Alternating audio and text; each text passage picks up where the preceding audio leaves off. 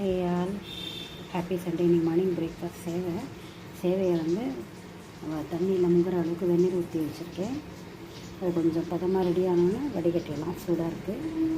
கடலைப்பருப்பு, துவரம்பருப்பு ரெண்டு ஈக்குவலாக போட்டு ஒரு காஞ்ச மிளகா போட்டிருக்கேன். அரைக்கும்போது உப்பு பெருங்காயம் போட்டு கரகரன்னு அரைச்சி விட்டு எண்ணெயில் கடுகு தழிச்சு விட்டுட்டு இதை வதக்கிட்டு அப்புறம் சேவையும் போட்டுவிட்டு வடிகட்டின சேவையும் போட்டு உப்பு மஞ்சள் பொடியெல்லாம் போட்டுட்டு பண்ணலாம். பருப்பு ஊசி மாதிரி டைப்பு தான் இது. அது பண்ணிவிட்டு அப்புறம் சேவையை போட வேண்டியது. சேவை நல்லா பதமாக ரெடி எடுத்து பாருங்கள். தழிச்சு கட்டும்போது தேங்காயும் போட்டுடலாம். கடுகு கடலப்பருப்போட அரைச்சி வச்சது இது கரகரன்னு அரைச்சி வச்சு பெருங்காயம் தூக்கெலாம் போட்டிருக்கேன். இப்போ வந்து தேங்காய் போட்டுட்டு இதையும் போட்டுட்டு வதக்கிட்டு சேவையும் போட்டு உப்பு போட்டு மஞ்சள் பொடி போட்டோன்னா சேவை ரெடி ஆகிடும். பண்ணலாம், பார்க்கலாம். கடுகு கடலப்பருப்பு தழிச்சு போட்டுட்டு தேங்காய் போட்டு அரைச்ச விழுத போட்டுட்டு உப்பு மஞ்சள் பொடி போட்டு உப்பு அதிலே அரைச்சாச்சு. இப்போ வந்து சேவையில் உப்பு மஞ்சள் பொடி போட்டிருக்கேன்.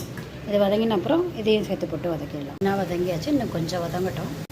சேவையும் போட்டாச்சு. இது வதங்கின அப்புறம் பருப்பு வதங்கின அப்புறம் ஒரு பின் சர்க்கரையும் தேங்காயும் விட்டுருக்கேன். ஒன்றா வதக்கலாம், ரெடி ஆகிடும். பருப்பு ஊசலி சேவை சூப்பரான பருப்பு ஊசலி சேவை ரெடி ஆகிட்டு. இந்த மாதிரிலாம் பண்ணி பார்க்க ரொம்ப டேஸ்ட்டாக இருக்கும். டேஸ்ட் பண்ணி ரொம்ப நல்லாயிருக்கு.